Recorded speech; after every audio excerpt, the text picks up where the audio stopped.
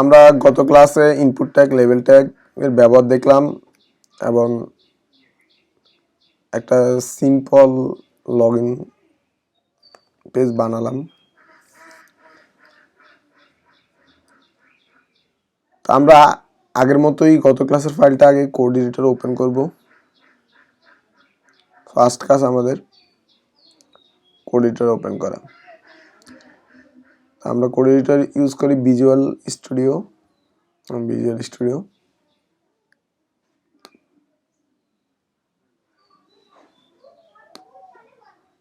স্টুডিওতে আমাদের ফাইলটা ওপেন করলাম।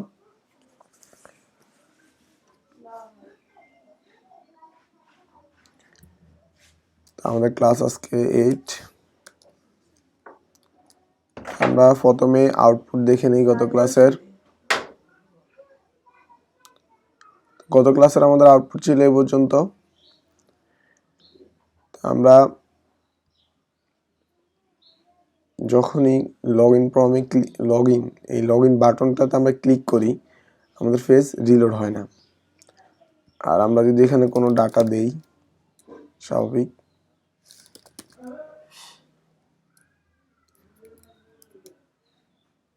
কোনো ডাটা দিয়েও দেই, আমাদের পেজটা রিলোড হয় না, নতুনভাবে ডাটাগুলো চলে পেজটা রিলোড হয় না। তো আমরা দেখবো পেজ এই লগইন ফর্মটা কিভাবে রিলোড হয়।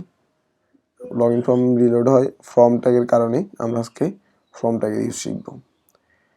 তো আমরা এই পুরোটাকেই কাট করে নিব। আমরা এখানে ফর্ম ট্যাগ নিব।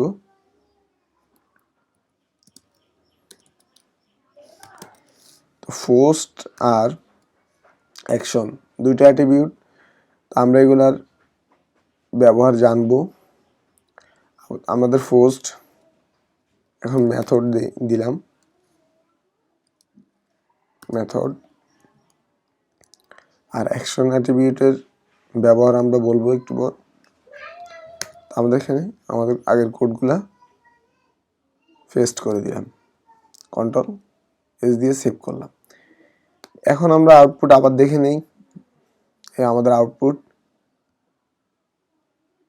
আমরা যখন এখন ক্লিক করি আমাদেরকে ইমেল অ্যাড্রেস দিতে বলতেছে। আচ্ছা, আমরা আমাদের ইমেল অ্যাড্রেসটা দিয়ে নিই।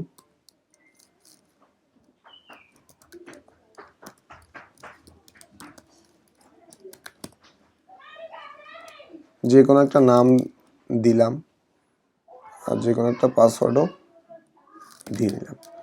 যখনই আমরা এখন লগইন বাটনে ক্লিক করব আমরা এটা রিলোড হচ্ছে। তোমরা সবাই খেয়াল করবে এখানে একটা নাম এবং যদি আমরা ইমেল অ্যাড্রেস দেই, আবারও দিলাম ইমেল অ্যাড্রেস আর এখানে একটা পাসওয়ার্ড দেওয়ার পর যদি এখানে লগইন বাটনে ক্লিক করি আমার এই ডাটাগুলো চলে যাবে, পেজ রিলোড হয়ে নতুনভাবে আবার ডাটা লগইন করার জন্য যাবে। আমাদের পেজটা এখন রিলোড হচ্ছে, আগে কিন্তু রিলোড হতো না। এটা হয় ফর্ম ট্যাগের মাধ্যমে। আর এখানে অ্যাকশন অ্যাট্রিবিউট ব্যবহার করা হয় যখন আমরা ডেভেলপমেন্টে যাব। তো আমাদের এখানে এই লগইন পেজে যখন ইউজার তার নাম, ইমেল, পাসওয়ার্ড দিবে, যখন সে লগইন বাটনে ক্লিক করবে পরবর্তীতে তাকে কোন পেজে নিয়ে যাবে বা কি দেখাবে ইউজারের সাথে ম্যাচ করিয়ে তার ইমেল পাসওয়ার্ড, তার জন্য আমরা অ্যাকশন অ্যাট্রিবিউট ব্যবহার করি। পরের অ্যাকশনটা কি হবে এই জন্য এটা ব্যবহার করা হয়। তা আজ এই পর্যন্তই। আমাদের HTML আর কয়েকটা ক্লাস হবে, হওয়ার পরে আমরা CSS চলে যাব। আর CSS কমপ্লিট করার পরেই আমরা PHP to HTML দেখব। তো সবাই কন্টিনিউ প্র্যাকটিস করবেন, কারণ প্র্যাকটিস ম্যাক্সিমাম পারফেক্ট। তো আমি অল্প করে এখনও দিচ্ছি, কারণ আপনাদের রেসপন্স যতটা পাচ্ছি তাই অল্প অল্প করে দিচ্ছি। আপনাদের রেসপন্স যত বেশি পাবো আপনাদেরকে তত বেশি টপিকগুলো বাড়ানোর চেষ্টা করব।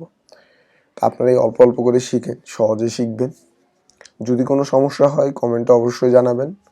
সবাই স্টে সেফ, স্টে হোম, সবাই সুস্থ থাকবেন। আল্লাহ হাফেজ।